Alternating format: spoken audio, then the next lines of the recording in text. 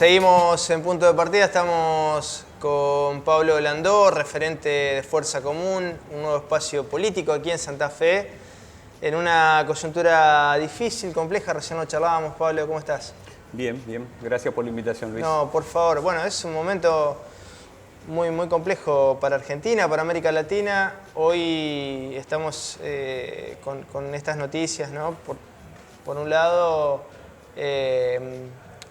la condena en primera instancia ayer a Cristina Fernández, y por otro lado también no deja de ser una noticia de alto impacto el cierre del Congreso en Perú hoy, ¿no? Y el trabajo territorial, ¿no? Más allá de lo macropolítico, Claro.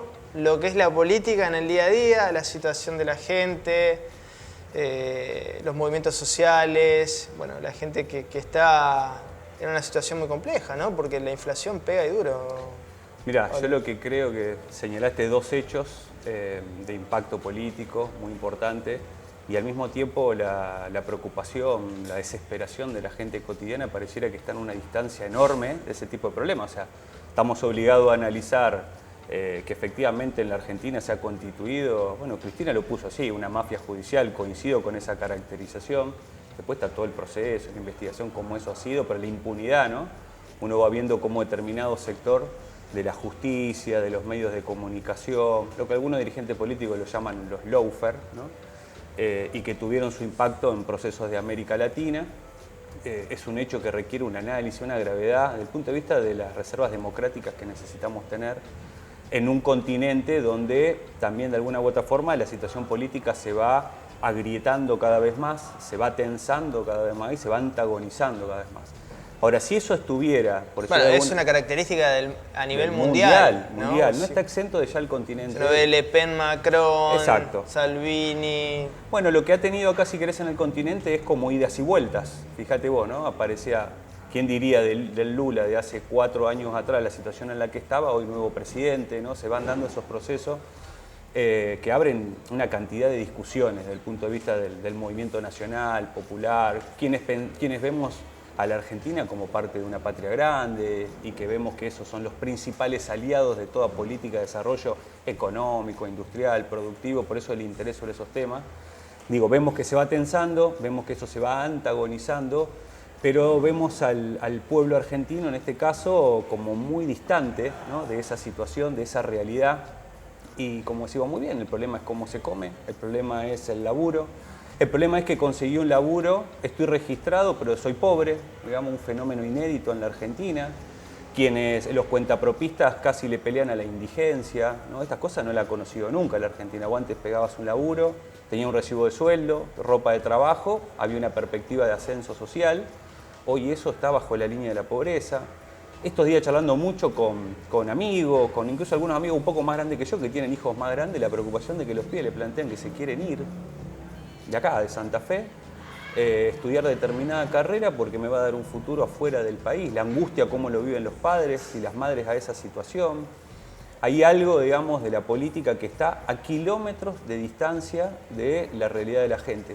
Y si la dirigencia no es capaz de instalar una agenda que interpele, ¿no? Ese estado de ánimo, que es una mezcla de bronca, de angustia, de escepticismo y de desesperación, bueno, surgen algunas propuestas de las más inesperadas o las más alocadas, que algunas de ellas bordean, digamos, propuestas de tipo reaccionarias o propuestas de tipo fascista, que desafían al campo popular de una vez por todas a ser audaz, a proponerse en un momento qué temas instalar en discusión, qué propuesta concretar y con quiénes, en todo caso, construir una mayoría, una correlación de fuerzas que permita vivir en una realidad diferente de la actual. Hablaste de audacia, ¿no? Y bueno, si uno, vos decías recién que estuviste charlando con amigos, y si uno piensa también estas charlas de amigos en la película 1985, ¿no? Se hace foco en un momento histórico, y fíjate qué paradoja, ¿no? En esto de la audacia.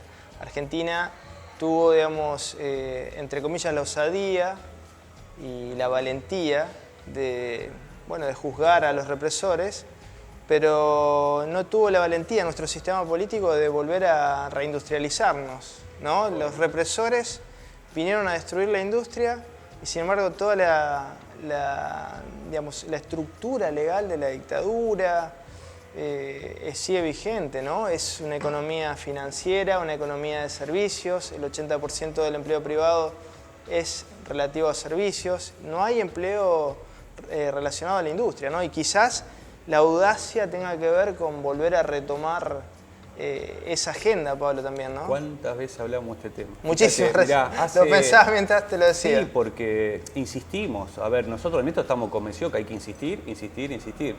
Hace 10 días, diputados de la Nación aprobó un proyecto de ley con, salvo 2 excepciones de legisladores de diputados nacionales, la entrega de la Dirección Nacional de Vías Navegables, Delegación Paraná, sí, sí. Con digamos, el argumento de municipalizarlo, el intendente y los legisladores entrerrianos diciendo aspiramos a que sea como el puerto de Santa Fe.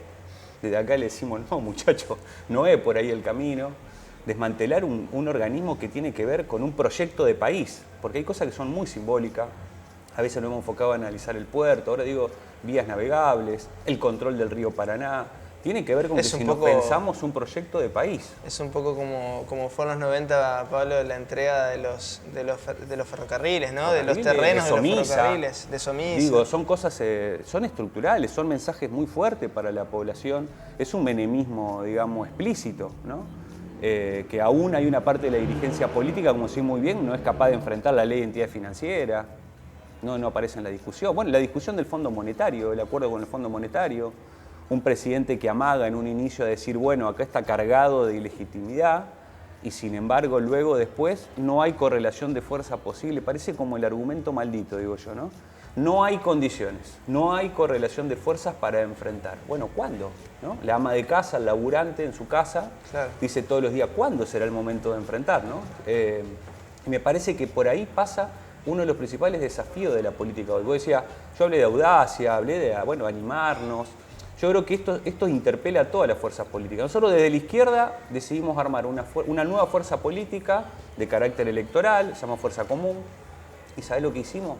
Le dimos protagonismo a gente que todos los días construye política de lugares que por ahí la política tradicional no percibe. El club, la vecinal, la organización social, espacios comunitarios, la micropolítica deportiva. Y que todos los días vos lo mirás y contienen decenas y centenares de pibes, de jóvenes, en proyectos vinculados al laburo, al cuidado, a la educación, a la salud. Con ellos lo fuimos constituyendo, empalmando mucho nosotros que venimos de la militancia, digo, más tradicional. Ese fue el desafío que nosotros asumimos junto a construir con otros. Pero digo, hay un desafío para el movimiento, por ejemplo, el peronismo. ¿El peronismo va a seguir liderado por Perotti, que es un menemismo con perspectiva de género, le podemos decir, ¿viste? Es un recauchutaje del reutemanismo con todos los, por decirlo de alguna forma, la prédica, incluso hasta neoliberal, y que ha consolidado un modelo en la provincia de Santa Fe nefasto. O se va a animar a ir al encuentro de otras corrientes que del propio peronismo plantean otra realidad. Las fuerzas independientes, las fuerzas del social. ¿Cuántos socialistas van a mirar con la ñata contra el vidrio cómo el Partido Socialista va al acuerdo con el radicalismo y con el PRO? Digo, de todo esto va a emerger una crisis en las propias fuerzas políticas, que es lo que queremos ir al encuentro.